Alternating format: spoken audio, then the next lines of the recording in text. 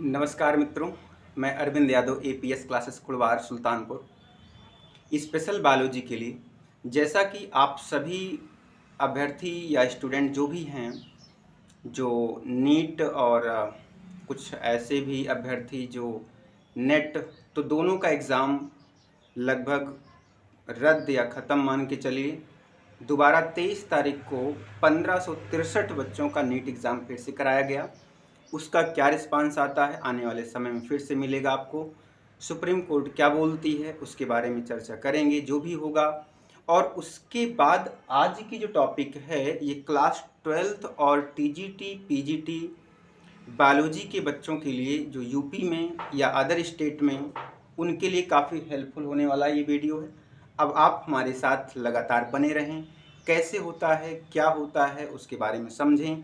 और पहली बार हमारे चैनल पे हैं तो ज़रूर सब्सक्राइब कर लें और दोस्तों में शेयर कर लें। तो आज की टॉपिक आपके सामने दिख रहा होगा क्या है, कितनी बढ़िया टॉपिक है। और इनसे क्वेश्चन नीट में तो हर हाल में आते हैं, और टीजीटी पीजीटी बायोलॉजी के जितने भी स्टूडेंट हैं उनके लिए यहाँ से काफ़ी हेल्पफुल होने वाला है। तो आज की जो टॉपिक है हमारी स्ट्रक्चर ऑफ न्यूक्लियोसोम, यानी न्यूक्लियोसोम की संरचना के बारे में। हम आउडेट को, ब्रैडबरी को, ओलिंस को, इनके बारे में कुछ ज़्यादा विशेष साइंटिस्ट के बारे में आज चर्चा नहीं होगी। केवल जो हमारी मुख्य बातें हैं, आखिरकार अगर न्यूक्लियोसोम क्या होता है, तो न्यूक्लियोसोम जो होता है वो डीएनए और हिस्टोन प्रोटीन से मिलकर के बनी रचना होती है, जिसे आप न्यूक्लियोसोम कहते हैं। अब अगर बात करते हैं हिस्टोन प्रोटीन, तो हिस्टोन प्रोटीन यूकैरियोटिक कोशिकाओं में मिलती है, प्रोकैरियोटिक कोशिकाओं के न्यूक्लियस के अंदर नहीं पाई जाती है हिस्टोन प्रोटीन, ऐसा आप लोग बहुत पहले पढ़ चुके हैं। तो अर्थात हम ये कह सकते हैं कि जो हमारा न्यूक्लियोसोम है वो डीएनए और हिस्टोन प्रोटीन से मिलकर के बना होता है। तो अब ये बात आती है कि हिस्टोन प्रोटीन कितने प्रकार का होता है भाई। हिस्टोन प्रोटीन 5 प्रकार का होता है, आपको लिखा गया है। H1, H2A, H2B, H3 और H4 होता है।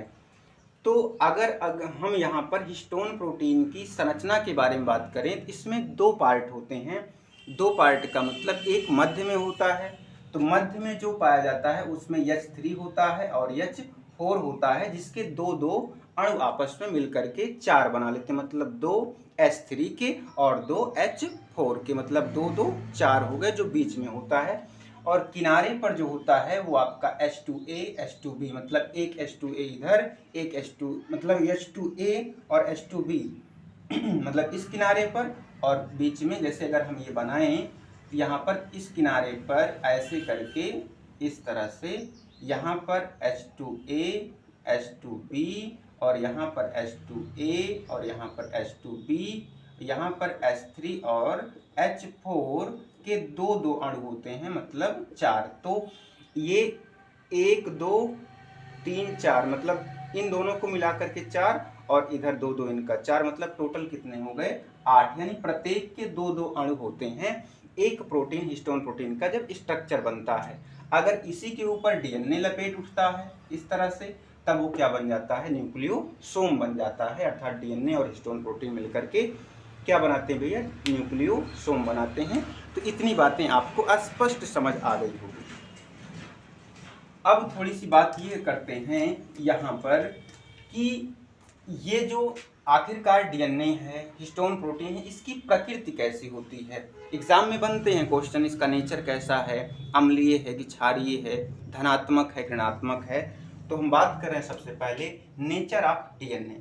तो डीएनए जो होता है हमारा वो एसिडिक नेचर होता है, ठीक है ना। एसिडिक नेचर होता है यानी कि अम्लीय प्रकृति का होता है। और कैसा होता है, निगेटिव चार्ज होता है, मतलब इस पर जो चार्ज है वो ऋणात्मक चार्ज होता है, यानी आवेश होता है।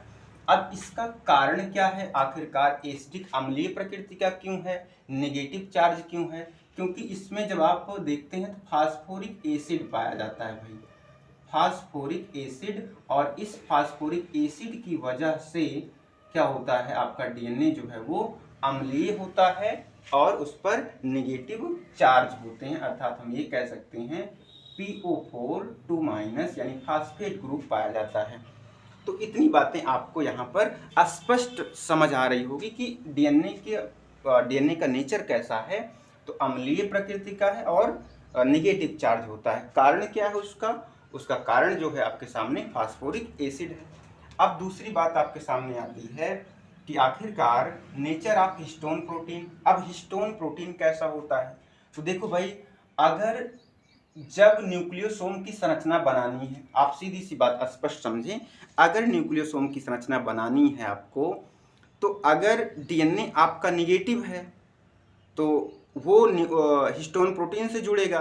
तो भाई जुड़ने के लिए एक अपोजिट चार्ज की आवश्यकता होती। अगर वो अम्लीय है, इधर वाले को क्षारीय होना चाहिए। अगर इधर वाला निगेटिव है तो इधर वाले को पॉजिटिव होना चाहिए। ये बात तो हम लोग पढ़े हैं पॉजिटिव नेगेटिव का।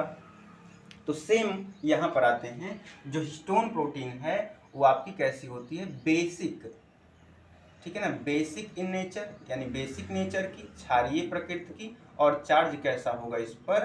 पॉजिटिव होगा, यानी धनात्मक चार्ज होगा। अब ये धनात्मक चार्ज, क्योंकि भाई प्रोटीन का मोनोमर यानी प्रोटीन की इकाई को क्या कहते हैं? अमीनो अम्ल। तो आखिरकार क्षारीय हिस्टोन प्रोटीन क्यों, किसकी वजह से? तो यानी कि जो हिस्टोन प्रोटीन होती है उसमें जो है आपका लाइसिन, ध्यान रखिएगा भाई, लाइसिन और आर्जिनिन, आपको दिख रहा होगा भाई, आर्जिनिन, इन दोनों अमीनो एसिड की अधिकता होती है। इस वजह से जो हिस्टोन प्रोटीन होता है वो कैसा होता है भाई? बेसिक होता है, क्षारीय प्रकृति का होता है। तो यहाँ तक की बातें बिल्कुल स्पष्ट हो गई आपको। अब बात आती है सामने, तीसरी बात हमारे पास है नंबर ऑफ बेस पेयर या न्यूक्लियोसोम। अर्थात जब हिस्टोन प्रोटीन पर डीएनए क्वाइल हो जाता है, जब डीएनए लपेट उठता है उसके ऊपर, तब उसमें आखिरकार उस लपेट में न्यूक्लियोटाइड की संख्या कितनी होती है? तो हम बात करेंगे जो टोटल न्यूक्लियोटाइड की जो संख्या है वो कितनी होती है? 200 बेस पेयर की, ठीक है ना, 200 बेस पेयर, ठीक है, ये आपको ध्यान रखना है। अब ये 200 बेस पेयर जो है, डीएनए का जो लपेट होता है 1/3/4, लगभग 1.25 चक्कर लपेटता है। तो इसका मतलब जो लिंकर डीएनए को छोड़ करके डीएनए के ऊपर, जो हिस्टोन प्रोटीन के ऊपर जो लपेट होता है, उसके ऊपर जो बेस पेयर हैं वो 146 के लगभग होने चाहिए, ठीक है ना। 146 जो हिस्टोन प्रोटीन के ऊपर लपेटे गए हैं उस पर बेस पेयर की संख्या 146 होती है। और जबकि एक न्यूक्लियोसोम से दूसरे न्यूक्लियोसोम तक अगर स्ट्रक्चर पहुंचता है तो वहां तक को मिला करके 200, यानी बीच में कुछ गैप आपको दिख रहा है जिसको आपको लास्ट में बोलना पड़ेगा लिंकर डीएनए। तो लिंकर डीएनए पर अभी हम आते हैं वहां पर, ठीक है। तो अगला है प्रोटीन ऑक्टामर। क्या होता है भाई? तो प्रोटीन कोर या ऑक्टामर। तो प्रोटीन कोर का मतलब होता है जो आपके ये चारों हिस्टोन प्रोटीन है, मतलब H2A, H2B, H3 और H4, ये लोग मतलब प्रत्येक का 2-2, तो यानी कि जो 4 हिस्टोन प्रोटीन हैं, H2A है, H2B है, H3 है और H4 है, इनको 2 से गुणा कर देंगे तो आपका 8 हो जाएगा, यानी सबके 2-2 मिल जाएंगे। तो इसी को क्या बोला गया है? ऑक्टामर बोला गया है। और इसी ऑक्टामर के ऊपर जो है वो डीएनए आपका लपेटा जाता है, ठीक है ना। इस तरह से डीएनए उस पर लिपट जाता है।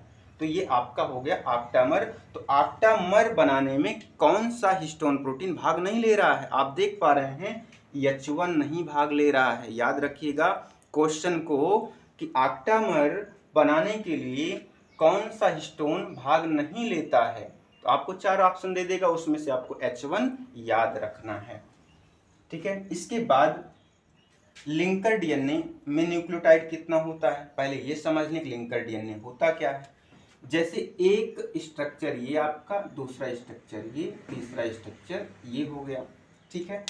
अब इस पर अगर हम डीएनए को लपेट रहे हैं ऐसे करके, फिर एक ऐसे, फिर यहाँ से इस तरह से, फिर एक लपेट गया, दूसरा लपेट आ गया, फिर ऐसे गया, इस तरह से। मतलब देखिए आप ऐसे डीएनए डबल हेलिक्स में ऐसे लपेटा हुआ है इसके ऊपर इस तरह से, फिर लौट करके वो पीछे से नीचे आ गया है यहाँ पर। इस तरह से आप ध्यान से देख पा रहे होंगे, समझ पा रहे होंगे इस तरह से। अब ध्यान ये रखना है कि जो ये पूरा तो स्ट्रक्चर हो गया न्यूक्लियोसोम का, जो आपको रेड कलर और ब्लैक में दिख रहा है इतना, तो इतने के अंदर, यहाँ ध्यान रखिए, इतने के अंदर जो है न्यूक्लियोटाइड की जो संख्या है 146 है।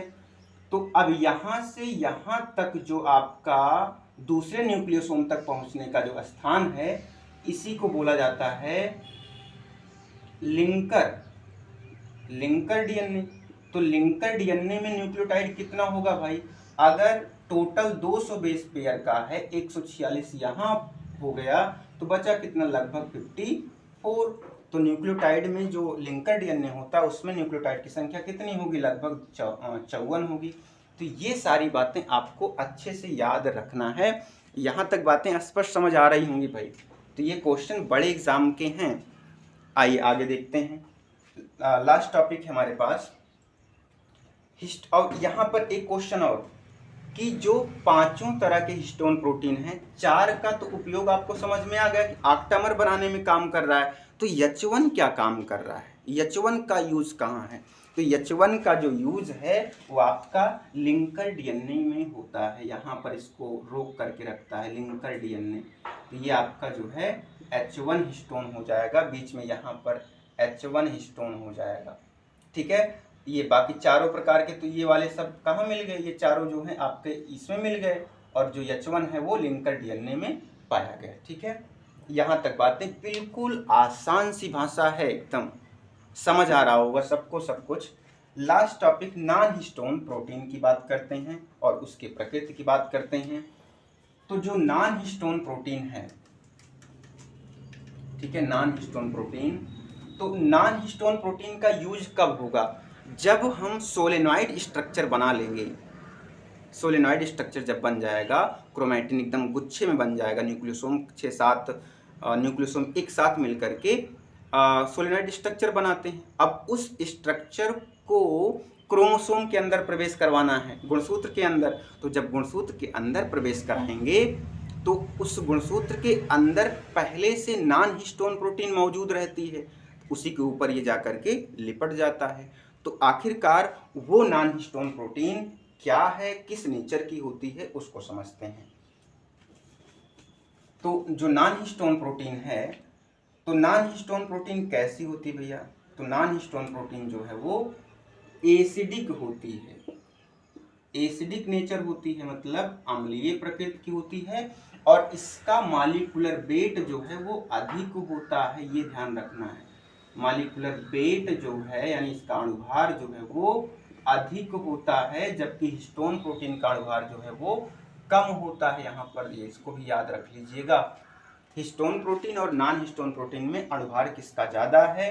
तो नॉन हिस्टोन प्रोटीन का अणुभार ज़्यादा होता है और हिस्टोन प्रोटीन का अणुभार कम होता है। तो एसिडिक नेचर है और मॉलिक्यूलर वेट अधिक है।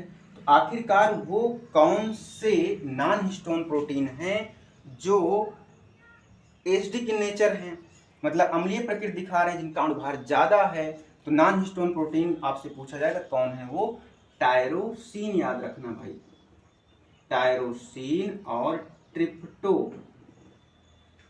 ट्रिप्टोफान, ये दो नॉन हिस्टोन प्रोटीन हैं जो आपको याद रखना है।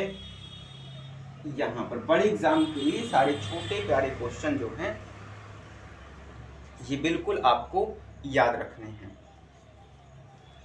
तो आई होप यहाँ तक की बातें बिल्कुल स्पष्ट समझ आई होंगी। अब इस पर हम आपको क्वेश्चन दें या ना दें, लेकिन आपको अब जब कभी भी इस टॉपिक पे चर्चा होगी तो आपको ये सारी बातें बिल्कुल स्पष्ट समझ आ जाएगी। और अपने दोस्तों में शेयर करें। धन्यवाद।